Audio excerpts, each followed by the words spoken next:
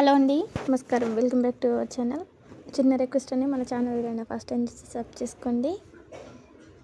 Video నచ్చితే మీ friends and ఫ్యామిలీకి share చేయండి.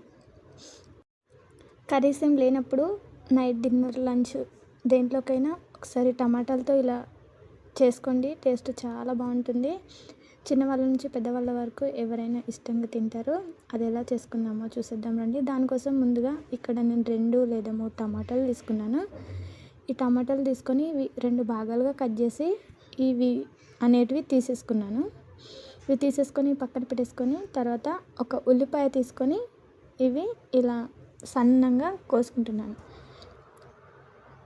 ఇవి ఇలా సన్నగా కట్ చేసుకొని పక్కన పెట్టేసుకొని నేను ముందుగానే ఒక ఎల్లిపాయ తీసుకున్నాను. అది పొట్టు తీసి పక్కన పెట్టుకోవాలి. తర్వాత ఇవి పక్కన పెట్టేసుకొని స్టవ్ ఆన్ చేసి ఒక కడాయి పెట్టుకొని దాంట్లోకి 2 టీ స్పూన్ల ఆయిల్ అనేది వేసుకోవాలి. ఆయిల్ హీట్ అయిన తర్వాత దీంట్లోకి మనము కట్ చేసి పెట్టుకున్న టమాటా ముక్కలు ఇలా వేసుకోవాలి.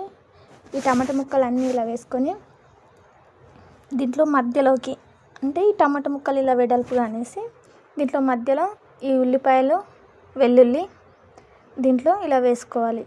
ఇవి వేసుకొని ఒక 5 మినిట్స్ 10 మినిట్స్ మీడియం ఫ్లేమ్లో, హై ఫ్లేమ్లో అయితే మాడిపోతుంది. మీడియం ఫ్లేమ్లో పెట్టుకొని ఇవి బాగా ఫ్రై కానివ్వాలి. ఇవి మొత్తం ఎలా అంటే పైన తొక్క ఊడొచ్చేంత వరకు మంచిగా ఫ్రై అయిన తర్వాత వీటిపైన ఉన్న తొక్క ఇలా తీసేసుకోవాలి. ఈ తొక్క మొత్తం తీసేసుకున్న తర్వాత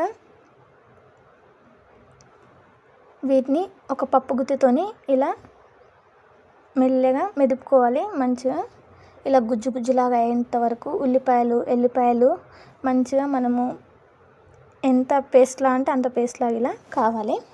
ఇలా మంచిగా ఇవి అనుకున్న తర్వాత దీంట్లోకి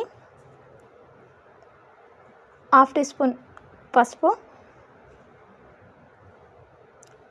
tea spoon garam masala, teaspoon ధనియాల పొడి, రుచికి సరిపడా ఉప్పు, రుచికి సరిపడా కారం ఇవి వేసుకొని ఒకసారి మొత్తం కలిసేటట్లు కలుపుకోవాలి. ఇవి మొత్తము ఈ టమాటా గుజ్జులో అనేది ఒక 5 మినిట్స్ ఉంచాలి. అప్పుడే టేస్ట్ అనేది బాగుంటుంది. ఈ మసాలా అనేది మొత్తం ఆ పేస్ట్కి అనేది పడుతుంది. ఇలా ఒక 5 మినిట్స్ ఉంచుకొని దీంట్లో నుంచి ఆయిల్ సపరేట్ అయ్యేంత వరకు చూసుకోవాలి. మూత పెట్టేసిన తర్వాత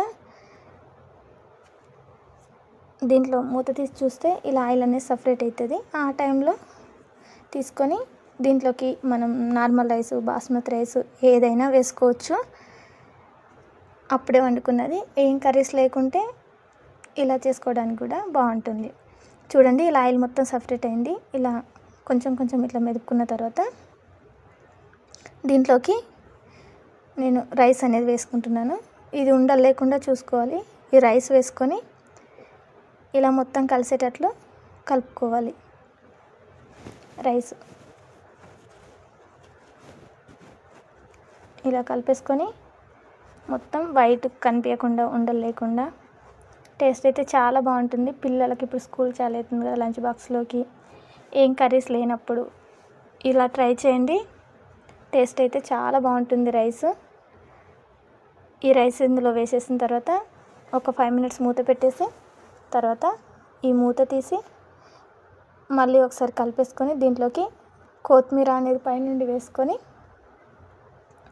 మొత్తం ఒకసారి కలిసేలా కలుపుకొని స్టవ్ ఆఫ్ చేసుకొని ఒక ప్లేట్లోకి సర్వ్ చేసుకుంటే ఎంతో టేస్టీ అయిన టమాటా రైస్ రెడీ.